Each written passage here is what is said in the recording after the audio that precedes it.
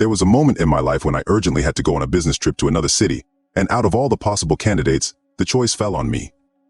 So, I'm young, lonely, I live alone, who should wait for me at home? Others in our department had families. The boss had recently given birth to a child. Frankly speaking, they were not eager to go on a business trip. But I reasoned this way: a great opportunity to see a new city, and they would even pay for the trip. Well, the task was trivial. All that was needed was the presence of our representative. In general, a formality. I got ready quickly. I found out the bus routes to that city, when it left, what time it arrived, and bought a ticket. Then, using the internet, our programmers found a couple of hotel options for me. By luck, one was located near my destination, on the same street. Another hotel is a couple of stops from that place. Armed with this information, I left the next day. I won't describe how I got there, it doesn't matter. I arrived in the city in the evening, got on a minibus and went to the address. At first I decided to see where I should go tomorrow, how to get to the building I needed, my destination, in an easier and faster way. I found everything without difficulty, and I went to the nearest hotel. When I called the hotel to find out if there were any available rooms, I didn't ask too much, expecting that I would figure it out faster on the spot. Therefore, when I approached the hotel building, I did not immediately find the entrance. It was a narrow, shabby, 9-story building, sandwiched on one side by a fence of some kind of factory, on the other by a new building. Finding the entrance, I entered and found myself in a hairdresser's salon. The master was busy with a client. Tired of waiting, I left. There was a small grocery store on the backside of the building. I went in, stupidly looked around the windows and the line that had gathered, and left, realizing that I was in the wrong place again. Having walked around the house twice in a circle in search of another door, without finding even a hint of a sign, I decided to call the hotel administrator. It took me a long time to call. On the third attempt, just about to hang up, I finally heard a hoarse voice that instructed me about the specifics of entering the building.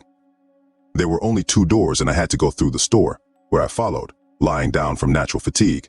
The queue cleared up during my turns around the house. The pleasant saleswoman asked me with interest about the purpose of my visit. Having learned that I was going to a hotel, she pointed me to a nondescript door behind the warehouse door. I entered a dark, smoky corridor, illuminated by a single dim light bulb near the ceiling. The staircase was blocked by a lattice door with a lock. The only way to get to the upper floors is by elevator. The elevator button acted as a cigarette extinguisher, judging by its condition regularly. In the elevator cabin itself, some buttons were completely missing. Fortunately, the button I needed for the 8th floor was in place. There was no light here. Only the button and the screen of my mobile were lit. You will say why I even went upstairs, because the entrance to my hotel left much to be desired. And you will be right. And yet I will answer those who are curious. The adventurism characteristic of young ladies in their youth was fully present in me, and fatigue made itself felt. I was curious to find out what kind of hotel this was. No sign, no normal corridor. Getting in was problematic. Carelessness and laziness, reluctance to go anywhere at night, as well as the location of the hotel next to the object of my trip. All this together forced me to go upstairs to the hotel. A Soviet-era desk with ink stains on the top, a chair with a tattered faux fur vest hanging over the back, 2 armchairs with sagging seats and a small coffee table on a leg, littered with old newspapers. The owner of all this decoration was a woman in her 70s with a tuft of sparse gray hair and glasses, dressed in a loose robe made of old-fashioned tartan. When I came in, she was reading something in her notebook. I showed my passport and reminded that I called yesterday about the number. She told me there are no single rooms, only double rooms and also with more beds. She suggested a triple room. She explained that there were practically no guests in the hotel, and therefore it was the same as renting a single room. I did not resist, allowing the administrator to process my entry into the hotel. Looking at the clock, I was surprised to find that it was already 9 o'clock. There was no point in rushing, given that there were so many empty seats. It's not a fact that that other hotel, which is probably better, may not even have rooms. You still have to come back here. Why, knowing this, make unnecessary movements. Taking the key, I headed to the room. The room was of course like everything else in this hotel, but I didn't care anymore. I wanted to take a quick shower after a 5-hour bus journey and long wanderings around the city.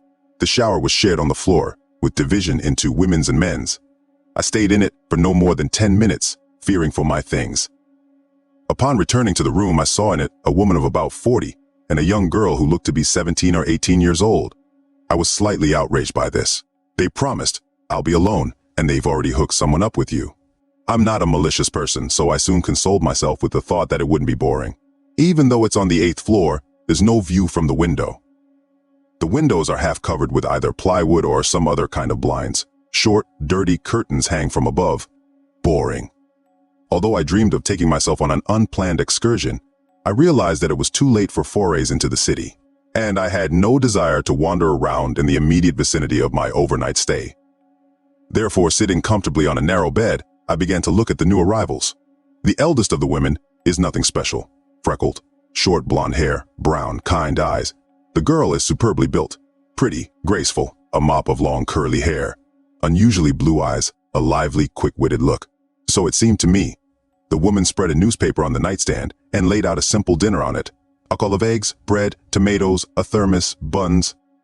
I took out an apple and, trying not to look at the women, plunged into my newspaper. Anna, as I later learned, the eldest of the women, and her daughter Katya invited me to join them for dinner. Katya enthusiastically told me that they had arrived in the city so that she could enroll in a local university. Having shared with them my thoughts about the peculiarities of the hotel where we had the honor of spending the night today and chatting about other non-binding topics, I felt an irresistible desire to immediately fall asleep, which I did, remembering that an important task lay ahead in the morning. You need to be fresh and rested. We fell asleep. When I woke up at 7 o'clock and opened my eyes, I didn't see anyone. However, I thought that the guests had already moved out. After checking the presence of my things, quickly getting ready, I left the room. The same grandmother in tortoiseshell glasses was sitting at the post at the desk. I took my passport, receipt, returned the keys, and was about to leave. Remembering my new acquaintances, I asked the administrator, "Tell me, when did Anna and her daughter leave?"